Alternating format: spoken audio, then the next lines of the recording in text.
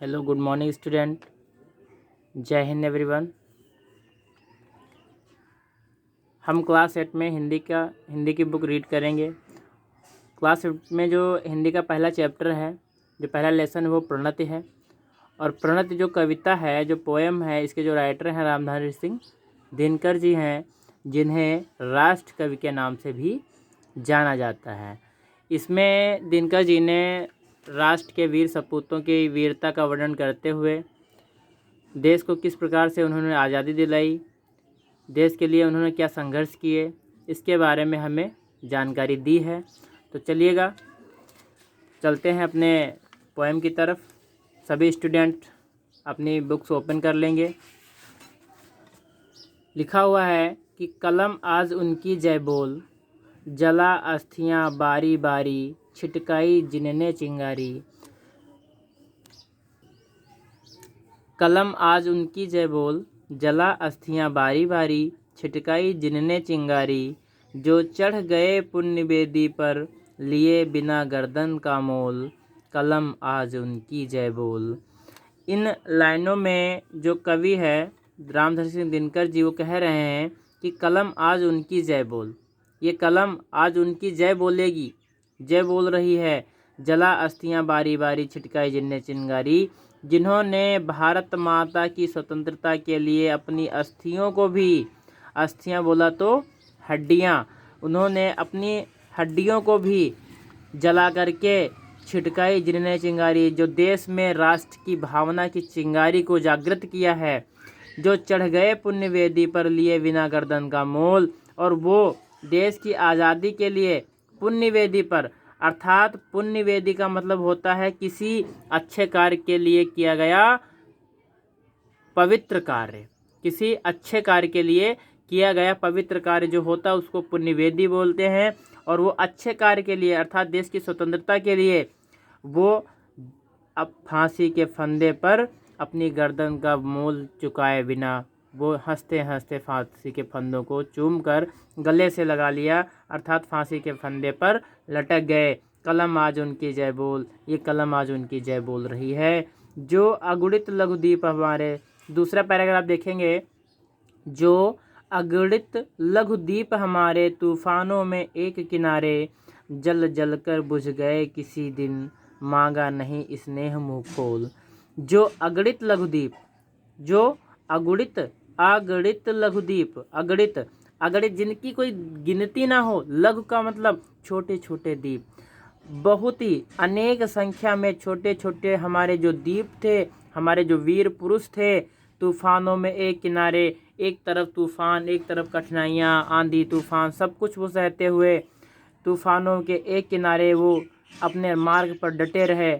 जल जल कर बुझ गए, वो जल जल कर अपने में कष्ट झेलते हुए, किसी दिन मांगा नहीं स्नेह मुँह खोल। वो देश की स्वतंत्रता के लिए जलते रहे, आग की ज्वाला में वो जलते रहे, लेकिन किसी से अपने स्नेह या अपने प्रेम भाव का स्वार्थ नहीं सोचा।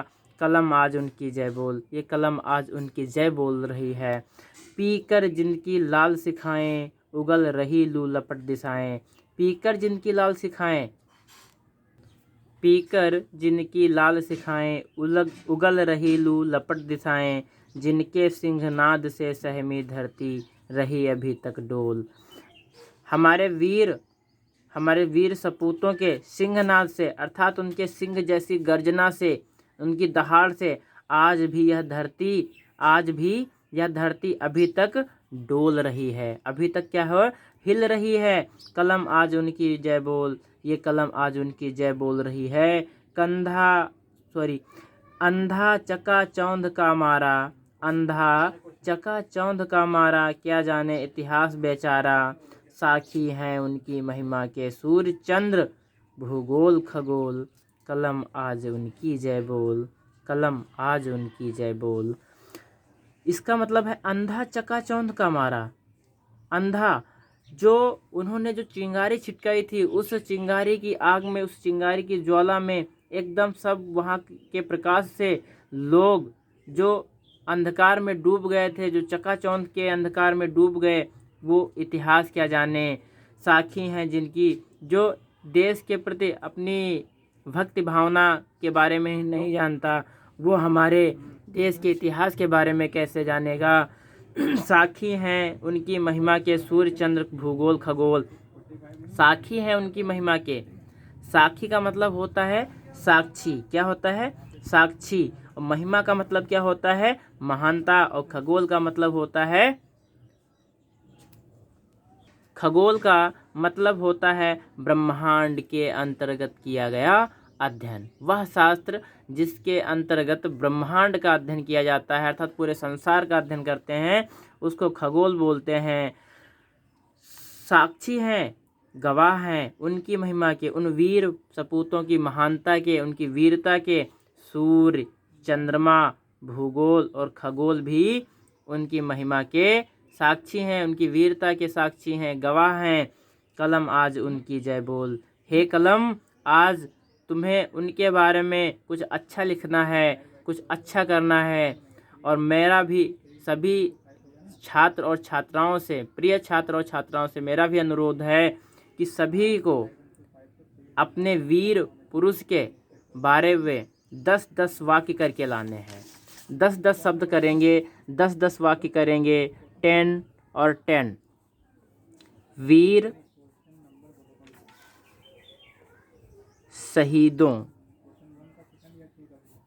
शहीदों के बारे में 10-10 वाक्य करने हैं। 10-10 वाक्य कीजिए। 10 वाक्य करने हैं, 10 वाक्य करके लाने हैं आपको। ठीक है, अपनी कॉपी पे नोट कर लीजिएगा। होमवर्क में आपको 10 वाक्य इस पे करने हैं। उसके बाद आप देखिएगा, आपका पीछे एक्सरसाइज दिया हुआ है। आपका पीछे एक्सरसाइज यहाँ पे दिया हुआ है, लिखा हुआ है मौखिक प्रश्न। क्या लिखा हुआ है? मौखिक प्रश्न लिखा है। निम्नलिखित प्रश्नों के उत्तर दीजिए। चिंगारी किन्होंने छिटकाई? नंबर 1, चिंगारी किन्होंने छिटकाई? पुण्य वेदी पर चढ़ने वालों ने किसका मोल नहीं लिया? तीसरा क्वेश्चन है, दीपों के साथ क्या हुआ? चौथा क्वेश्चन है, धरती किससे सहमी हुई है? धरती किससे सहमी हुई है? तो ये 4 क्वेश्चन भी आपको रिटन करने हैं। इनका आंसर आपको अपनी नोटबुक में करना है। ओके, समझ में आया? अगर किसी भी स्टूडेंट को यदि पोएम समझ में ना आई हो तो वो हमारे कॉन्टैक्ट नंबर पे संपर्क कर सकता है 6306090983। यहाँ पे कुछ वर्ड मीनिंग आपको रेड कलर में दिख रही होंगी, दिख रही ना माय डियर स्टूडेंट? सभी को रेड कलर में कुछ शब्द आपको दिख रहे होंगे। इन शब्दों का जो अर्थ है वो आपको पता होना चाहिए। जैसे अस्थियां जो है, अस्थियों को हम हड्डियां बोलते हैं। छिटकाई का मतलब होता है बिखेरना। और पुण्य वेदी का मतलब होता है पवित्र कार्य के लिए किया गया, पवित्र उद्देश्य के लिए किया गया कार्य, पवित्र उद्देश्य के लिए किया गया कार्य। अगणित लघु का मतलब होता है अनेक छोटे छोटे द्वीप। स्नेह का मतलब होता है प्रेम, जिसको हम क्या बोलते हैं? प्रेम। क्या बोलते हैं? प्रेम। और इसको हम प्यार भी बोल सकते हैं। ठीक है, प्यार भी बोल सकते हैं। उसके बाद क्या है? सिंहनाद। सिंहनाद का मतलब क्या होता है?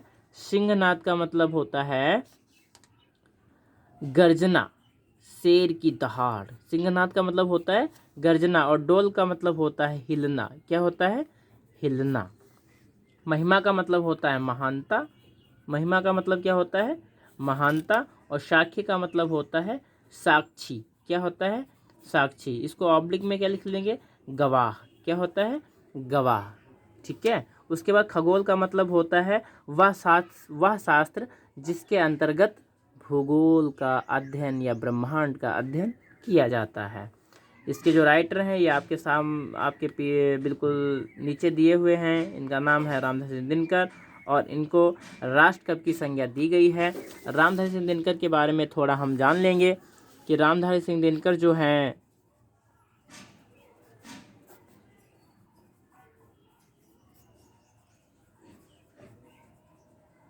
रामधारी सिंह दिनकर को इनकी एक रचना है उर्वशी।